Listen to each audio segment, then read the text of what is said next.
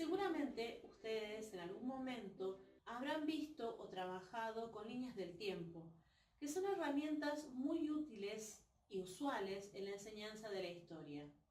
¿Pero qué son? Las líneas del tiempo son representaciones gráficas de las periodizaciones históricas. Es el tiempo histórico mostrado gráficamente. Por eso hay que tener claros los conceptos de tiempo histórico y periodizaciones históricas. Al respecto, desde la Escuela de los Annals se plantea que el problema del tiempo histórico es la articulación entre la sincronía y la diacronía.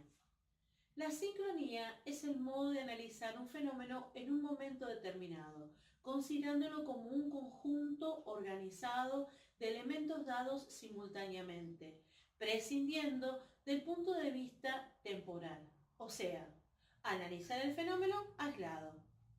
En cambio, la diacronía es la manera de estudiar un fenómeno atendiendo a sus aspectos histórico-evolutivos. Es por eso que nos preguntamos, ¿cuál es el origen de ese fenómeno?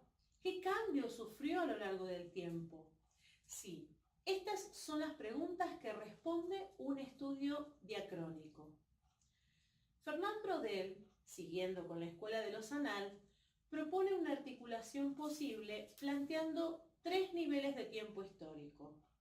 El primero, el acontecimiento, que es lo más visible, lo más superficial, lo menos significativo de un fenómeno.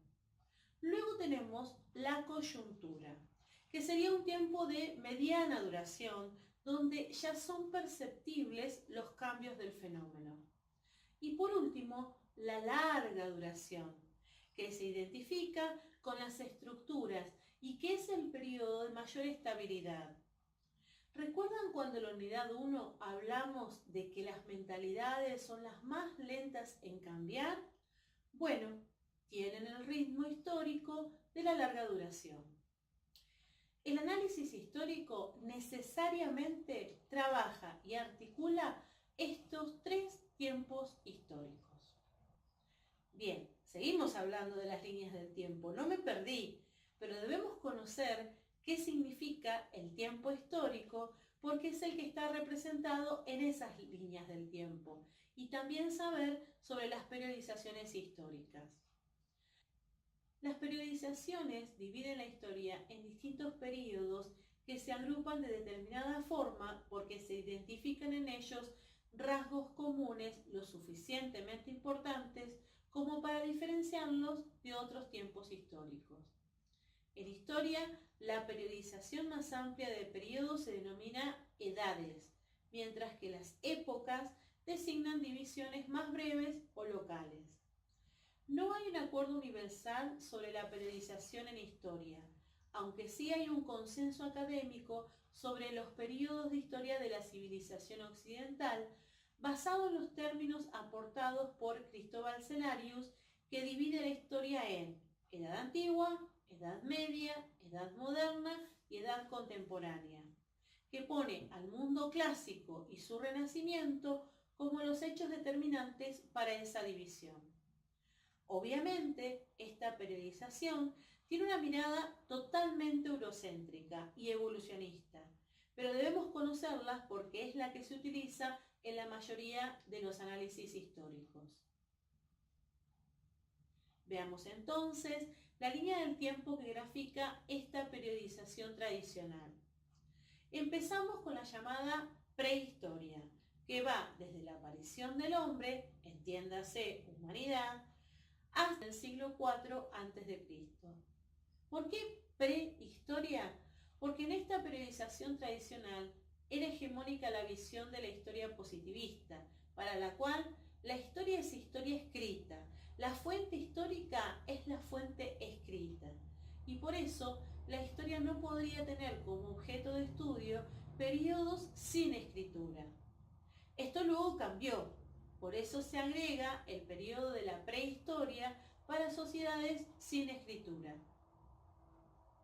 Luego tenemos la Edad Antigua, que abarca desde el siglo IV a.C., con el nacimiento de las grandes civilizaciones de Oriente Próximo, hasta el siglo V, con la caída del Imperio Romano de Occidente. Después tenemos la Edad Media, que va desde el siglo V hasta el siglo XV con la caída del Imperio Romano de Oriente. La Edad Moderna comienza a mediados del siglo XV hasta mediados del siglo XVIII. Y finalmente tenemos la Edad Contemporánea desde el siglo XVIII hasta la actualidad. Y después, bueno, veremos qué suceso, qué proceso, qué hecho histórico determinarán los historiadores del futuro el fin de estos tiempos. Bien, a su vez, cada una de estas edades tienen periodizaciones internas, divisiones internas, las cuales vamos a ir viendo a medida que desarrollemos las unidades. Por último, algunas aclaraciones con respecto a las nomenclaturas utilizadas. Como podemos ver, las periodizaciones graficadas en líneas del tiempo son similares a las rectas numéricas matemáticas, y como en ellas tenemos números positivos y números negativos.